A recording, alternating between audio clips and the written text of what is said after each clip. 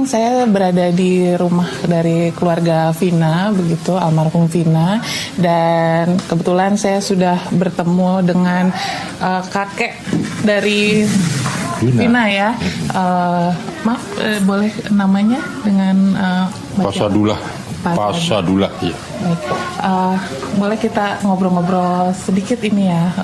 Bahkan ini para terpidana kemarin mengajukan sidang peninjauan kembali gitu. Mengikuti nggak kira-kira dari keluarga sendiri? Enggak pernah mengikuti. Oh, nggak pernah. Nonton sidangnya juga nggak pernah ya? Oh. Kira-kira ada nggak misalnya keinginan gitu untuk hadir di ruang sidang gitu? Untuk tahu aja kira-kira seperti apa sih sidang? Enggak. Kenapa tuh, Mbah? Ya kita udah diserahin sama kepolisian dah. Kalau kita kan jujur aja ya, kita orang awam, nggak tahu masalah hukum, nggak ngerti, jadi pasrah sama kepolisian aja. Saya tidak menuduh si A, si B itu pelakunya, si C pelakunya enggak.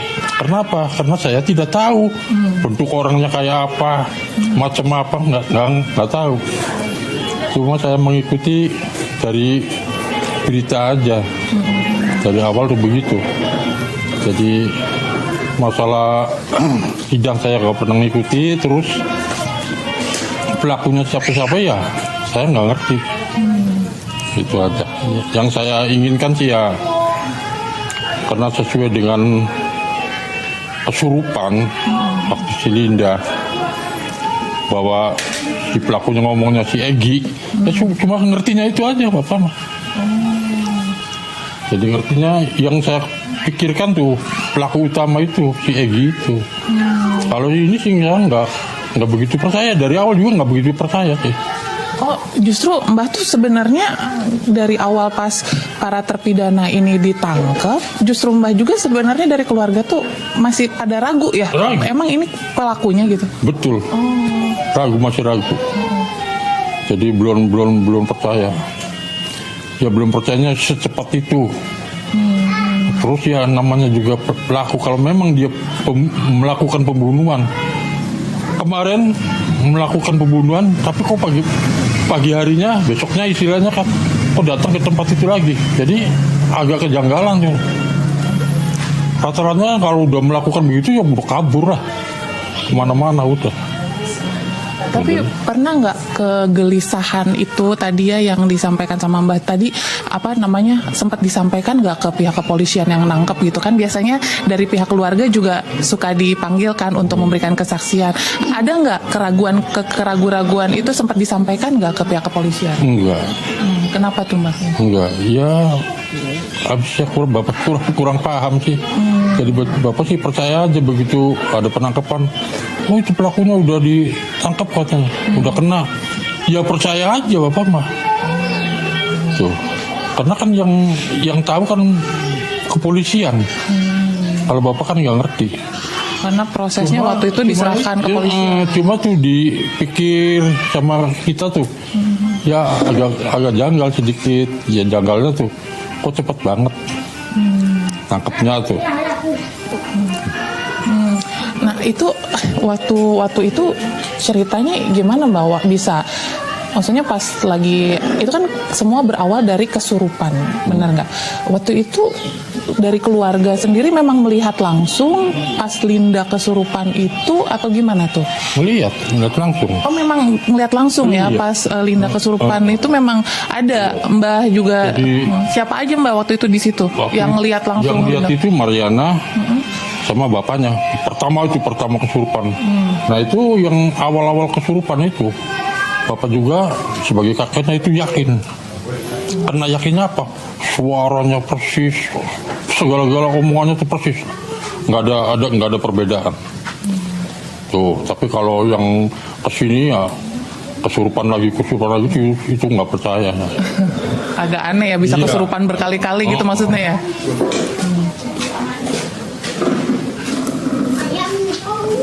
Halo. Bilang aja suruh lawyer. Iya nanti. Nanti salah lagi apa? Enggak apa-apa orang. Enggak apa-apa. Nggak bilang nggak apa-apa baik, suruh ke lawyer aja. Nanti Itu Teh Marliana ya? Iya. Oh, ya ini kan sebenarnya kita ingin konfirmasi aja ya, biar maksudnya tidak ibaratnya tidak berat sebelah lah gitu kan. Pasti kita juga ingin dengar dari posisi korban sendiri kan, dari keluarga korban dengan adanya persidangan ini. Nah, Mbak, aku pengen tahu deh, ini kan sebenarnya memang masih agak simpang siur ya, bahkan dari tadi Mbak sendiri cerita sebenarnya masih ada keraguan-raguan ya untuk dari para terpidana yang sekarang divonis ini.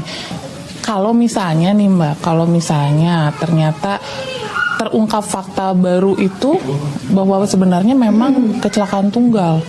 Nah, itu dari pihak keluarga gimana? Apakah tetap meyakini ini pembunuhan karena kesurupan tadi ya, atau akhirnya menerima fakta yang baru ini? Kalau saya sih sudah terjadi seperti ini ya pasrah aja lah. Maunya gimana dari pihak hukum. Pihak Bapak mah percaya aja. Soalnya apa, dari awal tuh bahwa ngomong kecelakaan tunggal ya pihak keluarga mah di sini ya percaya aja. Percaya begitu, makanya begitu bawa langsung dimandiin segala baju, rambut apa tuh saya buang ke laut karena kita percaya. Tapi setelahnya berapa hari ada yang kesurupan, nah itu baru kagetnya di situ. Terus memang dari awal tuh percaya bahwa kecelakaan tunggal, cuma saya curiganya tuh kok badannya itu rusak. Ini baru kepalanya ini hancur nih. Terus tangan ini patah. Terus kaki ini rusak nih, kaki betis nih. Tuh, mata ini ya. Terus ya maaf ya kemaluan sampai bengkak.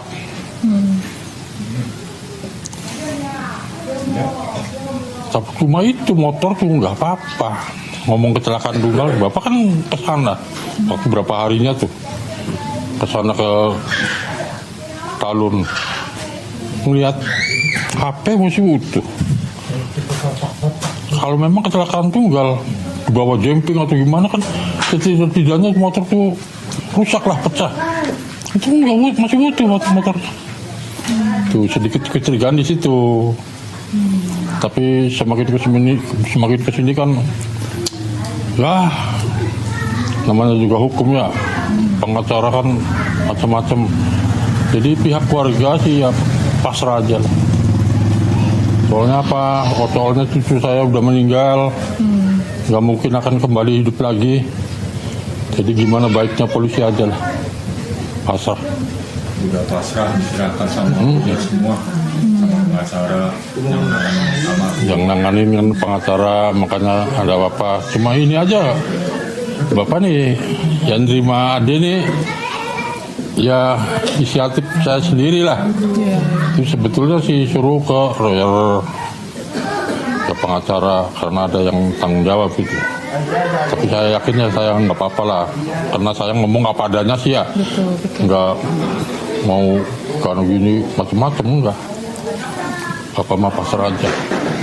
Karena kan pasti terutama ini dari sisi keluarga korban sebenarnya ingin mencari kebenaran kan sebenarnya. Iya. Sebenarnya apa sih yang terjadi di 2016 itu kan.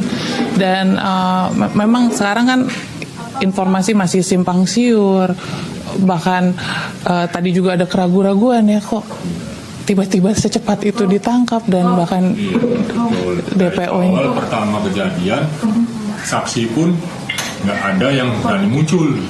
Nah, kenapa sekarang banyak yang muncul? Apa? Mauis, belum bisa diladenin, ngomong panggil pengacara Pak Reja.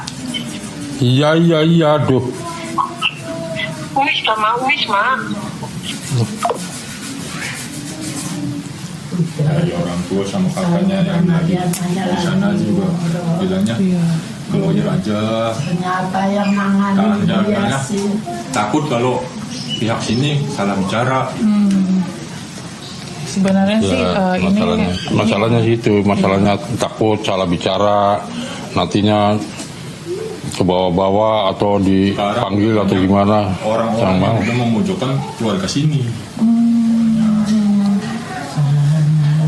Banyak yang menyalahkan keluarga sini yang kayak gimana. Padahal kan keluarga sini korban. Ya keluarga korban pihak sini cuma Mau cari kebenaran. ya netizen tuh banyak menyalahkan saya warga sekarang tuh. Padahal kan orang yang ditangkap kan kita nggak tahu. Itu urusannya polisi. Bukan disuruh sama saya, bukan diperintah sama saya kan bukan. Itu urusan polisi. Kalau saya sih pasrah aja. Gimana baiknya polisi aja. Intinya sih mau cari titik terangnya aja. Cuma kan wajar lah kita sebagai pihak korban ya pengen minta keadilan kan. Betul. Masa ya cucu saya meninggal nggak ada ujung pangkalnya, nggak ada ujung kepastiannya. Sampai selama dapat 8 tahun. Betul. Nggak ada kabar beritanya, nggak ada apa. Sekarang di pengadilan saksi-saksi juga pada ngejelekin almarhum. Pada ngejelekin almarhum yang suka kayak gini. Padahal kita tahu masalahnya almarhum kayak gimana kan. Cuma tahu di luarnya saja. Cuma tahu di sini masalahnya gimana. Itu. Ya, justru itu makanya kita juga ibaratnya kan kita gak mau hanya mendengar dari satu sisi aja. Justru ini kesempatan buat sebenarnya bagaimana sih perasaan keluarga yang sesungguhnya itu kan kita harus tahu gitu. Dengan adanya ya itu tadi kesimpang siuran berita yang selama ini yang akhirnya isunya jadi berkembang kemana-mana. Jadi ini kan sebuah momen begitu ya. Ternyata tuh keluarga pun sebenarnya memiliki perasaan yang sama gitu, masih menyimpan kepedihan yang sama, dan yang pasti ingin tahu kebenarannya seperti apa sih gitu kan. Karena memang pada saat penangkapan pun dan akhirnya persidangan vonis pun itu udah di luar keluarga ya sebenarnya ya. Jadi keluarga juga hanya menerima itu kan ya, bahwa sudah ditangkap, sudah divonis begitu ya. Dan memang tidak pernah mengenal ya ke para terpidana ini, tidak pernah ketemu ya sama sekali ya. Sama sekali nggak kenal, nggak tahu. Jadi makanya kita pasrah tuh yang karena nggak tahu sih. Dulu kakak adik saya yang di sana mau ngomong sama Mbak. Oh, yang siapa ini? Yang di Mariana. Oh, iya. Halo Teh. Halo, selamat siang, Mbak. Iya, siang Teh. Dari Saya mau Nusantara tanya, ini Teh. Mbak dari media mana ya? Nusantara TV Teh. Oh, Nusantara TV. Iya. Tadi, wawancara kakek terkait apa ya, Mbak? Ini kita hanya mau klarifikasi aja, kan selama ini kan kita cuma dapat pemberitaan dari satu sisi aja kan Teh ya, kan jangan sampai beritanya simpang siur jadi berat sebelah gitu kan terkesannya gitu, makanya kita ingin Maksudnya berita dari satu sisi itu dari Rudian aja gitu maksudnya? Oh bukan kan ini kan lagi ada persidangan PK ya, peninjauan kembali kan. Iya betul. Nah kan ada fakta-fakta baru tuh Teh di persidangan. Nah maksudnya kita ingin mengetahui gitu Teh tanggapan dari keluarga seperti apa gitu Teh. Oh gitu. Gini Mbak, kalau saya kan bukannya melarang ya, melarang gitu. Kebetulan saya juga kan di sini lagi menjalankan ibadah umroh. Yeah. Jadi sebelum saya menjalankan ibadah umroh juga kan memang semua wartawan itu, semua media gitu kan, kalau menanyakan informasi itu kan ke saya, karena memang lebih baiknya kan dari satu pintu ya Mbak ya. Kalau dari banyak pintu kan saya takutnya nanti bermasalah juga gitu. Nah, kebetulan saya lagi ada di sini, jadi lebih baik saya sarankan Mbak dan semuanya ke lawyer saja Mbak, karena kami takut nanti ada kesalahan gitu loh Mbak. Kalau Mbaknya tidak mau ke lawyer ya paling tidak tunggu saya pulang gitu loh Mbak. Oh iya Teh. Teh kapan kira-kira pulang ya Teh ya? Saya di sini sekitar 12 hari Mbak. Oh 12 hari. Ini baru berangkat berarti ya? Iya. baru Mbak berangkat. Soalnya kan saya takutnya juga Mbak, soalnya sudah ada perintah juga dari lawyer gitu kan. Kalau apa-apa kita konsultasi dulu sama lawyer karena biar nggak salah gitu kan. Terus juga kan kalau kakek sama nenek kan sudah berumur, kemungkinan mereka sudah lupa semuanya. Saya yang muda aja kan kadang suka lupa gitu kan. Yang sudah kejadian 8 tahun itu. Jadi tapi kalau dari Teteh sendiri, ada salah-salah juga. Kalau Teteh sendiri ada tanggapan nggak Teh soal yang sidang peninjauan kembali kemarin? Ada tanggapan nggak Teh kalau dari Teteh sendiri? Tanggapan saya sih gini Mbak, kalau terkait sidang PK itu kan sah-sah aja ya. Itu kan haknya masing-masing ya Mbak ya. Itu kan pembelaan dari mereka. Cuman kan keputusan tetap ada di hakim di pengadilan. Saya dan keluarga saya mengikuti keputusan dari pengadilan apapun itu. Kan terkait bukti-bukti yang baru sekarang muncul kayak SMS, WA gitulah kan. Itu saya pastikan saya dan keluarga tidak tahu menahu dari awal. Jadi saya dan keluarga itu dari awal hanya mendengarkan cerita dari tim Parudiana saat itu. Bahwa jalur ceritanya seperti ini, ada bukti CCTV, ada bukti chat-chatan SMS itu saya tidak pernah tahu. Saya hanya diberitahu bahwa ada komunikasi di antara mereka saat itu, tapi tidak pernah ditunjukkan. Chat yang aslinya nggak pernah dikasih lihat ke Teteh juga ya, ke keluarga juga ya? Tidak pernah tahu. Makanya sekarang malah justru saya baru tahu bahwa isinya seperti itu Mbak. Makanya saya sedikitnya, makanya kan dari awal saya sedikitnya meminta Parudiana, karena memang dari awal itu tidak ada komunikasi saya dengan Parudiana itu. Saya juga nggak tahu sebenarnya apa yang terjadi sebenarnya itu seperti apa gitu kan nggak tahu. Karena keluarga saya memang benar-benar tidak mengerti hukum Mbak. Tidak tahu soal hukum itu seperti apa, tidak tahu. Berarti berarti selama ini Teteh belum sempat ketemu Parudiana lagi Teh. Sebelum sidang PK ini sempat nggak ada ketemu Parudiana atau Parudiana yang ketemu Teteh keluarga? Sebelum sidang PK ini saya sempat ketemu dengan Parudiana di konferensi pers Cirebonan. Pada saat itu hanya ketemu saja, tapi tidak ada ngobrol. Oh, gitu. Kita salam sapa, saling tegur, cuman nggak ada ngobrol yang intens gitu. Oh, nggak pernah bahas lagi ya Teh ya soal ini ya Teh? Ya, nggak pernah. Karena memang semuanya saya sudah serahkan ke lawyer gitu kan. Saya cerita semuanya ke lawyer. Dari awal kejadian seperti apa itu saya cerita semuanya ke lawyer. Terkait mereka semua sekarang dikatakan salah tangkap, itu keluarga saya tidak tahu menahu Mbak. Logikanya gini, kalau keluarga saya tahu bahwa ini semua salah tangkap, buat apa saya buka lagi kasus ini Mbak? Iya. Justru harusnya mereka itu berterima kasih sama saya dan keluarga saya, karena saya dan keluarga saya mau speak up. Akhirnya semuanya itu kan tergotong mencari tahu faktanya, iya kan? Iya. Tapi di sini keluarga saya sekarang lagi disudutkan, makanya saya sekarang lagi mendekatkan diri dulu sama Allah gitu kan. Seperti itu sih Mbak, karena saya capek, saya lelah, saya setiap kemana-mana pun orang lihat saya sinis gitu kan. Padahal kenyataannya memang saya tidak tahu menahu dari awal kejadian. Dari mereka ditangkap apa saya tidak tahu menahu. Iya, itu justru itu ya, kita semua pengen terang benderang ya. Saya sekarang lagi kerja dulu lah untuk menenangkan diri saya. Oh, iya Teh. Jadi mohon mengerti gitu Mbak ya. Namanya cari baju cari ini. Ayo sewu.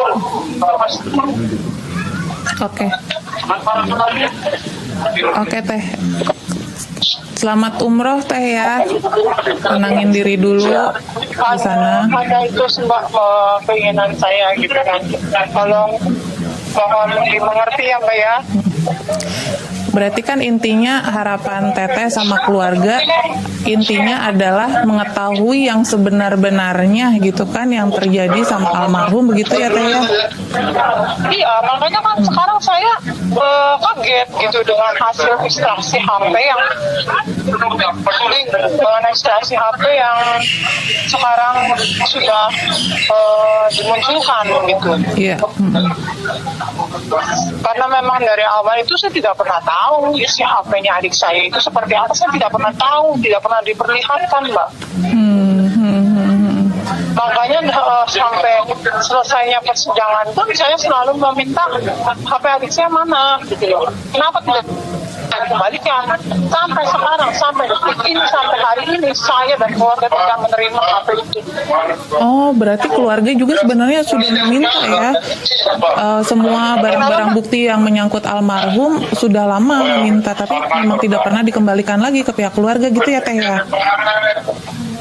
Lebih tepatnya setelah selesai persidangan di tahun 2017 ya, selesai persidangan itu ya kalau nggak salah.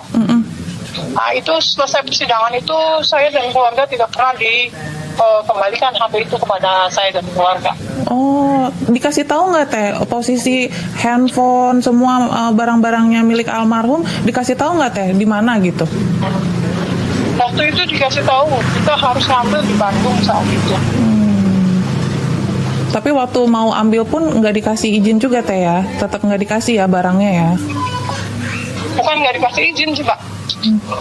Bukan nggak dikasih izin, jadi apa ya? Kamu ya harus mengambilnya ke Bandung. Pada saat itu kan orang tua saya sudah ya bukan tidak mampu ya nelayan gitu kan. Jadi untuk ke Bandung kita pun tidak mengetahui area Bandung seperti apa, wilayah Bandungnya. Nah,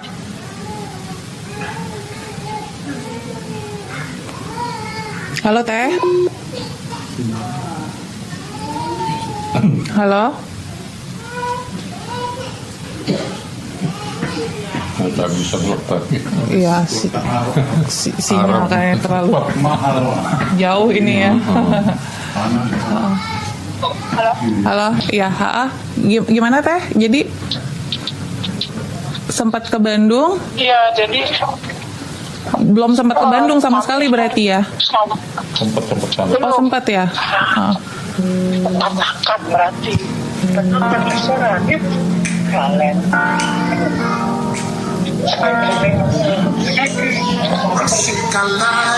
Iya, jadi waktu selesai sidang, saya kan dikasih surat tuh Mbak sama pihak saya lupa pihak pengadilannya atau pihak mana gitu kan. Ada sekertas surat suruh ambil posisi HP adik saya itu. Nah pada saat saya mau ngambil HP adik saya, bapak saya mau ngambil HP adik saya itu, dia dikasih tahu suruh ngambilnya di Bandung. Nah saat itu untuk di Bandung kan kalau kitanya tahu tujuannya Bandungnya di A atau di B, kita tahu tempatnya lah minimal gitu kan. Kan nggak masalah. Ini kan bapak saya nggak tahu tempatnya di Bandungnya di sebelah mana, naik apa gitu kan. Terus juga terkendala biaya juga, jadi sampai sekarang belum diambil. Oh iya.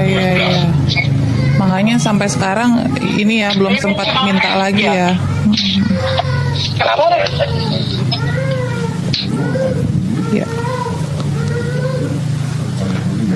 Oke Teh, kalau gitu sinyalnya agak kurang bagus ya. Halo Teh.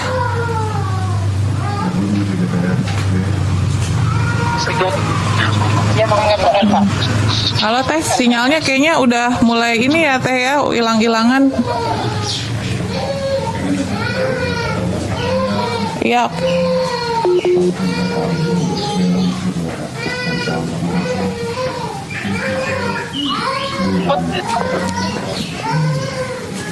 Ya, itu apa? Tadi udah dapat gambaran sedikit ya sama Teh Marliana terkait apa? Waktu 2016 lalu itu memang sebenarnya keluarga juga nggak tahu apa-apa ya, taunya memang sudah ditangkap dan lain sebagainya. Mbak, mungkin ini sedikit kira-kira ini harapan dari keluarga seperti apa sih dengan ini kan sidang masih berjalan dan nanti akan ada keputusan dari majelis hakim di Mahkamah Agung. Mungkin harapan dari keluarga seperti apa? Pastinya ini menjadi pertanyaan yang cukup besar juga. Kalau harapan keluarga sih ya keadilan ini supaya betul-betul yang seadil-adilnya. Ya pelakunya ya pengen sampai ketangkep lah pelaku utamanya. Kalau masalah pelaku yang sudah kena di dalam penjara itu urusannya polisi. Karena saya tidak ngerti lah masalah itu. Mau dibebaskan ya monggo, enggak ya terserah itu polisi. Tuh, karena kita juga pihak keluarga, manusia. Nggak mau jangan sampai orang yang tidak bersalah kena tangkap atau salah tangkap. Jangan. Jadi kepengennya keluarganya, siapa pelaku utamanya, namanya sesuai dengan kesurupannya si Linda. Kalau memang si Linda bohong atau tidaknya sih, itu terserah ya. Tapi itu namanya si Egi. Berarti keluarga sampai saat ini masih percaya dengan kesurupannya Linda atau gimana? Dengan ya, akhirnya situasi yang berkembang sekarang? Kalau kita mah dari kesurupan awal dipercaya. Halo, maaf Mbak ya. Halo Teh, ya. Ya, tadi putus-putus sinyalnya tadi lagi di dalam lift. Oh iya, di dalam lift ya. Jadi intinya harapannya gimana Teh untuk setelah sidang peninjauan kembali ini kan ini sudah harapan keluarga sih tetap dari awal ya, karena dari awal kan ingin kasus ini terungkap. Nah, dengan sekarang terungkapnya salah tangkap semua ya sudah, harapan keluarga sih hanya itu sih Teh. Gak masalah, makanya kan keluarga sekarang semuanya percayakan semuanya ke hukum. Terkait keputusan yang itu nanti apa ya, keluarga insya Allah menerimanya gitu. Bagaimanapun nanti keputusan dari Mahkamah Agung itu akan diterima begitu ya. Yang penting keluarga ingin mengetahui kebenarannya gitu. Betul. Kalaupun kita mengotot untuk bilang bahwa ini pembunuhan dan pemerkosaan seperti yang di awal, karena saya tidak mempunyai bukti dan saksi, saya lemah. Makanya saat itu saya meminta tolong kepada Pak Rudiana untuk mencari tahu saat itu.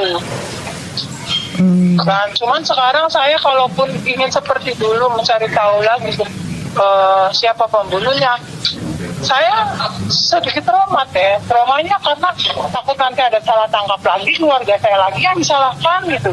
Jadi sekarang saya dan keluarga lebih ke arah pasrah. Kalau memang benar ini pembunuhan dan ada pelakunya, biarkan Allah yang mengadili. Karena memang saya tidak mempunyai bukti dan saksi. Daripada nanti saya salah tangkap, menyusahkan orang gitu kan. Iya. Jadi belajar dari pengalaman ini begitu ya Teh ya. Jangan sampai ada salah tangkap lagi. Jangan sampai ada salah tangkap lagi karena memang saya lemah. Saya menyadari saya lemah, saya tidak mempunyai bukti, saya tidak mempunyai saksi gitu kan. Jadi apapun itu keputusan dari pengadilan, insya Allah saya dan keluarga menerimanya. Tapi kalau dari sisi Teteh sendiri, Teteh juga ini meyakini ini salah tangkap Teh? Apa gimana Teh? Jadi kalau saya meyakini ini kan belum terbukti ya Mbak ya. Makanya kan balik lagi nanti dari pihak pengadilan yang memutuskan ini beneran salah tangkap atau tidak gitu kan. Saya tidak bisa memberikan pernyataan bahwa ini benar salah tangkap. Saya tidak bisa gitu kan, karena memang semuanya saya pasrahkan ke pihak pengadilan, ke pihak yang berwajib gitu kan. Jadi saya tidak bisa menilai bahwa ini benar salah tangkap atau bukan. Tapi sampai detik ini saya masih mengikuti kasus almarhum saya. Berarti tetap pada hasil akhirnya kita semua menunggu hasil dari keputusan majelis hakim di Mahkamah Agung gitu ya Teh ya, intinya ya Teh ya. Betul, kalau memang misalkan ini salah tangkap ya syukur alhamdulillah. Kasihan kan Mbak kalau memang mereka bukan pelakunya sampai nanti dalam bui sampai seumur hidup gitu kan, kasihan juga kalau memang mereka bukan pelakunya gitu kan. Iya. Saya tidak bisa menduga dia pelakunya atau bukan karena saya tidak mempunyai bukti dan saksi. Kan yang bisa mencari tahu dia pelaku sebenarnya atau bukan itu kan pihak berwajib Mbak. Saya tidak punya kuasa gitu kan. Makanya saya akan serahkan semuanya pada ke pihak yang berwajib. Terkait mereka salah tangkap ya silakan proses melalui jalur hukum yang sebenarnya gitu kan. Walaupun memang ini dikatakan nanti kan otomatis kalau misalkan sidang ini dikabulkan berarti kan kesimpulannya adik saya ini kecelakaan ya Mbak ya. Iya. Ya sudah tidak apa-apa, kan yang tahu sebenarnya hanya yang di atas hanya Allah, bukan yang tahu sebenarnya seperti apa, dan yang tahu sebenarnya dengan kondisi adik saya itu kan keluarga saya. Berarti Tapi Teh saya tidak kalau mau menuntut apapun atau berbicara apapun karena memang balik lagi saya lemah, saya tidak punya saksi dan saya tidak punya bukti. Berarti Teh nanti kalau misalnya ini kita berandai-andai gitu ya Teh ya, seandainya nanti ternyata PK-nya dikabulkan begitu dengan Mahkamah Agung, Teteh tidak akan melakukan ini tindakan hukum apapun begitu ya, maksudnya melaporkan kembali atau ingin membuka kembali kasusnya, ingin kan ini kita pengen sebenarnya terjadi seperti apa sih 2016, Teteh ada nggak kepikiran seperti itu atau ya udah terima aja? Kalau saya ya Mbak ya, kalau saya pribadi hasil kesimpulan dari saksi-saksi yang katanya saya sempat lihat ada yang bilang katanya almarhumah itu standing apa motornya itu lah ugal-ugalan standing. Nah saya kan sempat bertanya tuh standing itu apa gitu kan, saya kan memang nggak ngerti ya. Standing itu katanya motor yang diangkat gitu kan. Kalau dia motor diangkat terus ke pedal, harusnya motor itu sedikit pecah, ya kan. Tapi motor itu tidak ada yang pecah Mbak. Dan masalah katanya mungkin yang daging ada di baut ada pompelan daging gitu kan, adik saya tidak ada yang namanya dagingnya kelupas itu nggak ada. Jadi entah itu daging siapa ya saya tidak tahu, tapi ya jasad adik saya itu tidak ada yang tergompel, itu tidak ada. Hanya luka kayak luka sobekan gitu, sama patah tulang atau remuk gitu. Nah, terus dikatakan apalagi tadi itu ya. Sebenarnya saya sangat menyayangkan kesaksian dari teman almarhumah adik saya yang bernama Meksa Samawiji. Saya menyayangkan dia bilang bahwa adik saya itu tidak pernah pulang, itu salah besar. Adik saya tidak pernah pulang itu memang 1 minggu menjelang kejadian.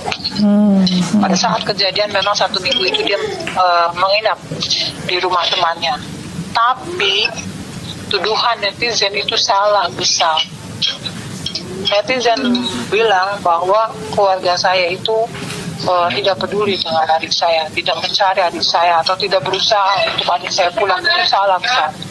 Saya itu di saat hari keberapa itu menelepon adik saya untuk memintanya pulang. Tapi di hari itu juga ada telepon ke saya yang mengatasnamakan dia ibu temannya, meminta izin untuk adik saya untuk tinggal di situ karena dia mau pergi ke Jakarta saat itu. Kalaupun mereka menyangka ada telepon, oh enggak, saya enggak telepon kakaknya almarhumah, tidak apa-apa. Saya tidak akan berbicara gimana. Saya balik lagi, hanya Allah yang tahu. Kebenarannya seperti apa hanya Allah yang tahu.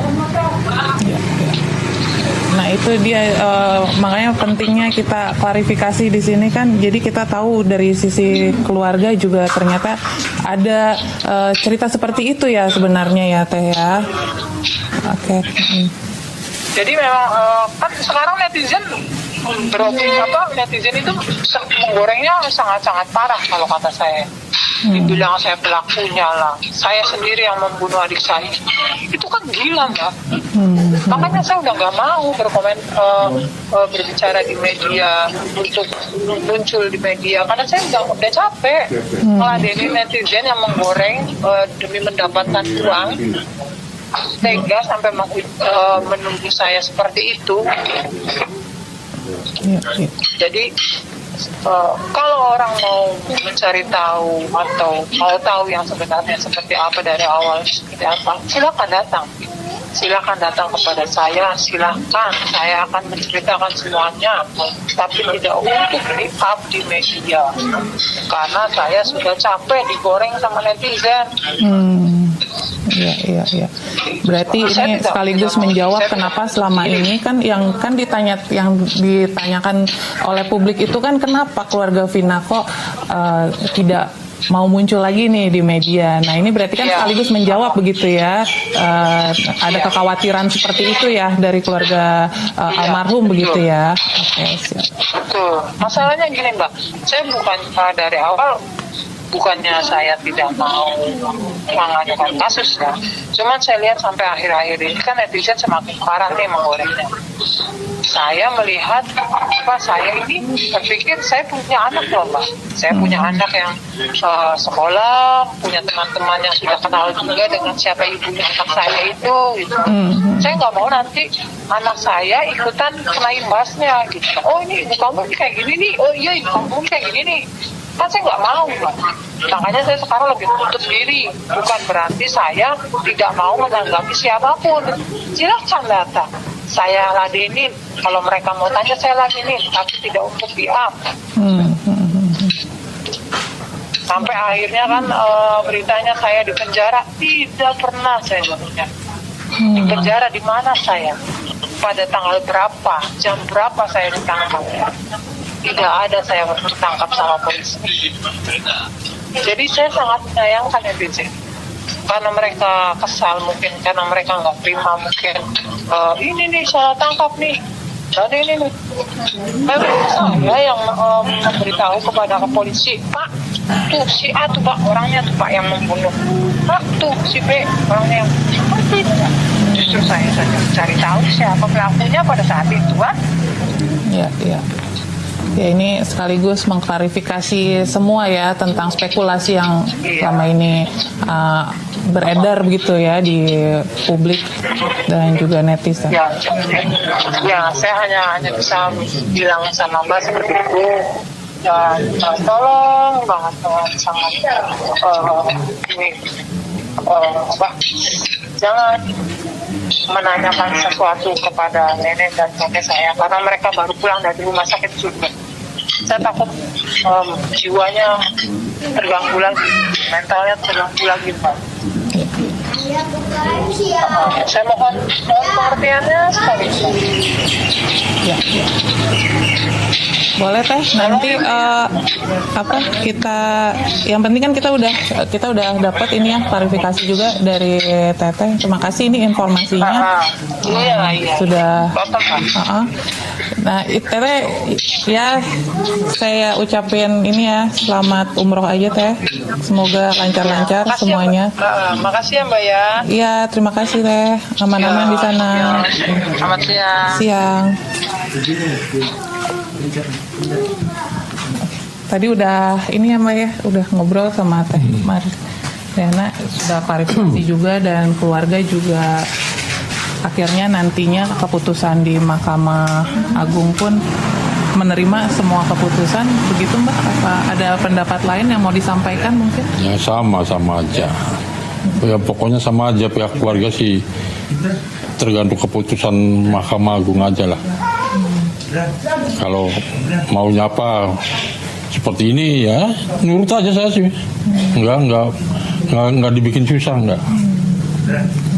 Jadi gimana hukum aja. Iya. sudah mengikhlaskan juga begitu ya. Sudah mengikhlaskan bahwa cucu saya sudah meninggal, mungkin udah jalannya seperti itu. Ya udah saya terima dengan ikhlas. Itu aja, Mbak. Udah nggak ada perasaan sedih lagi gimana, Mbak? Ya kalau masalah sedih sih ada. Tapi kan jangan terlalu dibikin sedih. Karena orang udah meninggal, kita dibikin sedih terus ya, nanti kita juga yang malah yang sakit. Jadi bebas aja lah, barangkali sudah jalannya, sudah takdirnya, kematiannya seperti itu ya, pasrah aja. Gimana baiknya hukum aja. Jadinya yang sering sakit-sakit kan kayak nenek. Iya. Selalu Pikirannya. selalu ingat gitu. Sering sakit jadinya. Ya, itu tadi sedikit perbincangan dengan keluarga almarhum Vina, tentunya di mana di sini kita bukan mencari pembenaran siapa yang benar atau salah. Justru di sini kita semua, baik dari keluarga almarhum juga sudah menyatakan ingin mencari seterang-terangnya gambaran sebenar-benarnya seperti apa yang terjadi, peristiwa apa sebenarnya yang terjadi hingga menewaskan almarhum Vina dan Eki. Dan tentunya ini kita semua menantikan bagaimana keputusan akhirnya, apakah bisa dibuktikan apa sebenarnya peristiwa yang terjadi di 2016 silam.